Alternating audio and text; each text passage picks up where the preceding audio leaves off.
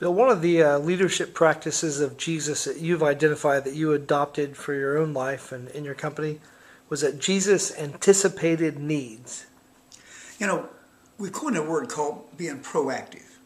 I believe that's kind of a misdirection, or maybe it's what people can relate with, but I believe that what we need to be active. You're either active or you're not active. And part of that is anticipating the needs you're going to have in the future.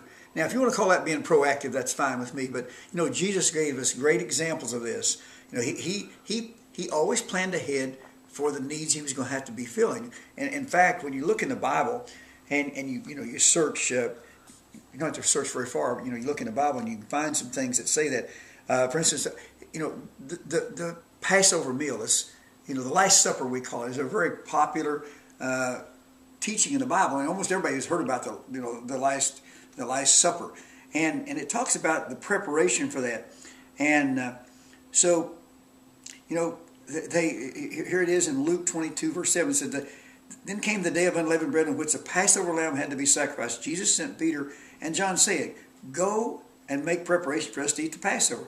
"Where do you want us to prepare for it?" they asked.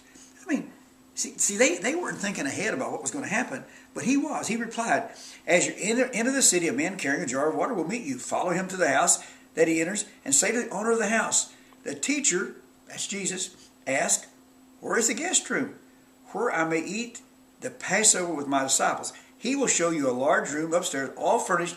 Make preparations there." They left and found things just as Jesus had told them, so they prepared the Passover. So Jesus planned ahead for this. He planned ahead for the Last Supper. And you know, we need to be planning ahead. So one of the things I believe is so important in leadership is to anticipate future needs and plan for those. And you know, if that's being proactive, then let's call it being proactive, okay? What are some of the, like in your company, what are some of the needs that you had anticipated that you would plan for? Well, you know, I was at a time in our company when we went from actually, manually dealing with accounts, our customers, and we decided we were going to computerize all of our operation. We were going to go to a paperless office, and this was before paperless was even thought of. Okay, well, so one of the things we thought, well, what if all this doesn't work out?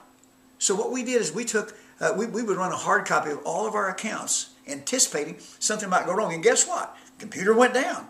Didn't slow us down at all. We had the paper copies, right? We thought, well, what if the computer should lose something? You know, what if the memory shot? It did. You know what? We had all of those accounts saved in a room. So we could go back and reconstruct all of our records, because this is anticipating what might happen. If it doesn't happen, no problem. But if it does, you don't have egg on your face. This is just one thing. We anticipated turnover. We looked at our history and said, okay, we can anticipate 15, 20, 25% turnover, right? So what we did is we hired, anticipating that turnover might be there.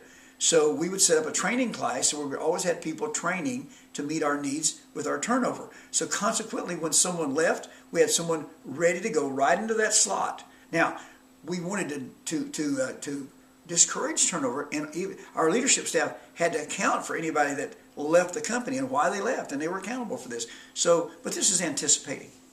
That's great.